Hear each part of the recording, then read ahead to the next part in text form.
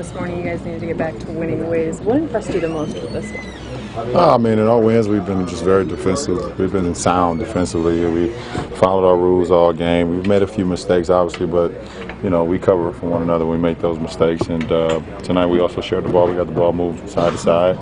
And the result is going to go win. You guys there? You playoff ready right now? No. How did it feel to pass Ray Allen in that all-time score? Well, I didn't know until I came to the bench, and the guys congratulated me. I was like, for what? For making a layup? It was like, you passed Ray Allen, and it's one of my best friends. It's a guy that I competed against when I grew up watching, and then to be able to team with him the last 2 years while I was in Miami, I learned so much from him, and you know, about work ethic, about being a professional. You know, just add on to my game, and to know that I passed him tonight, you know, it's very humbling, and I guess, you know, I've done some pretty good things in this league so far. LeBron, why do you think you're not there yet as a team? I mean, just dismantled the team by 30. No, we're not there. We still got a lot of room to improve. You know, we're still trying to get better. We got a lot of games to play. We're not playoff ready right now. Now, during the course of the season, do you guys know if you're there? That's something like after the fact. Well, we're building. We're getting there, but we're not there yet. And you know, every game will continue to help us grow, win, lose, or draw. And you just come out and compete. You compete at a high level. You play the right way. You get a game plan that the coaches give you. You go out and try to execute it, and see where you go. Is this one of the steps that you're supposed to do? Beat a team, at least on paper, that you should come out and just do it like you did? There's no if you should. You know, that's what everybody get caught up in. It's the NBA, and everyone is here for a reason. You know, you go out and play the game. You don't play the records, and we did that. When we spoke at shoot-around, you talked about the efficiency of threes and shots at the rim on offense. But tonight, it seemed like early on, at least, the mid-range shot was getting you in the flow. Do you shy away from that shot? Well, I was saying as far as the team, for me, I can shoot whatever. I can take any shot and be effective. You know, as far as teams, threes and layups. But for me, you know, whatever groove I'm in, I can go mid-range, I can go on the post, I can go, you know, shoot threes if need to be. Obviously, you know, what's better for our team is when I'm attacking. I'm putting pressure on the rim, I'm getting my guys opportunities. But, you know, when I'm flowing, it doesn't matter. David Blatt said that the Golden State mode of attack on offense for you guys was different than tonight, even though you still won, you still scored 110 points both games, that you felt like called things differently. Did you notice that, and does that help you be able to play different styles? Well, absolutely. You know, it was a different approach, and we know that we was going against a team that played a lot more small ball, even more than Golden State.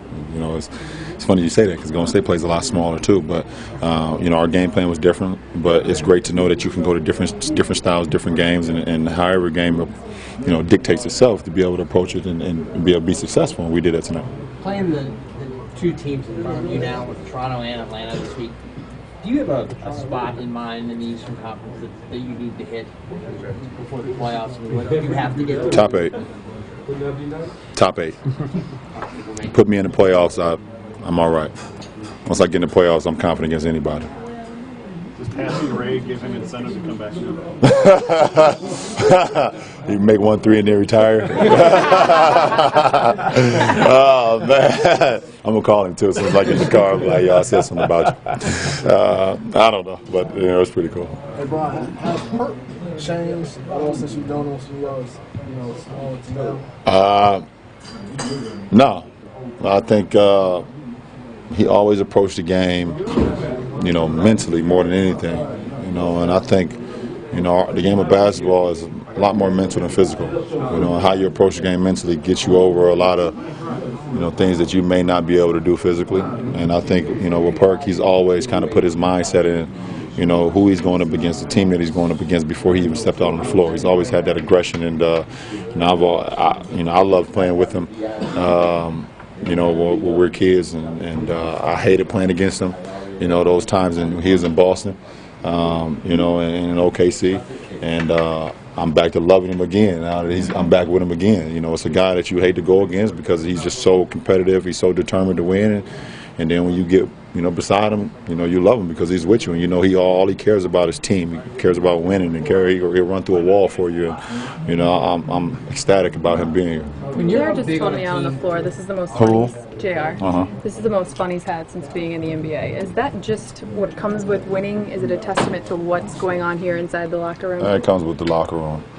Obviously, winning heals all, but you know, when you have chemistry inside the locker room, And you have guys that care, that really truly care about being successful, and we all have the same goal.